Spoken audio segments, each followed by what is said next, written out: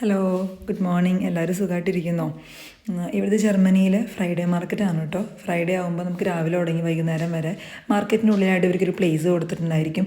ആ പ്ലേസിൽ ഇവർ അവരുടേതായിട്ടുള്ള സാധനങ്ങളെല്ലാം അറേഞ്ച് ചെയ്ത് വയ്ക്കും. നമ്മുടെ നാട്ടിലെ നാട്ടുവിപണിയൊക്കെ പോലെയാണ് ഇവിടെ അവർ വന്ന് ഒരു എക്സിബിഷൻ പോലെ ചെയ്യുന്നത്.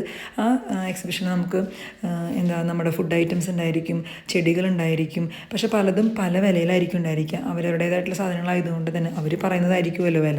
അപ്പോൾ നമുക്കിപ്പോൾ ഉദാഹരണത്തിന് ഫ്രൂട്ട്സ് ആയാലും അതൊക്കെ എടുത്ത് നോക്കുമ്പോൾ നമ്മളൊരു കടയിൽ കാണുന്ന വില ആയിരിക്കില്ല അടുത്ത ആളിൽ കാണുക. അപ്പോൾ അതൊക്കെ നോക്കി വാങ്ങിക്കുകയാണെങ്കിൽ നമുക്ക് ലാഭത്തിന് കിട്ടും.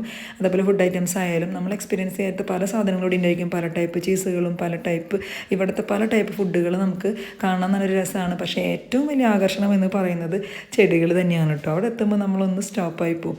അത്രയും ഭംഗിയാണ് ആ ചെടികളും പൂക്കളൊക്കെ ആയിട്ട് നിൽക്കുന്നത് കാണാനായിട്ട്.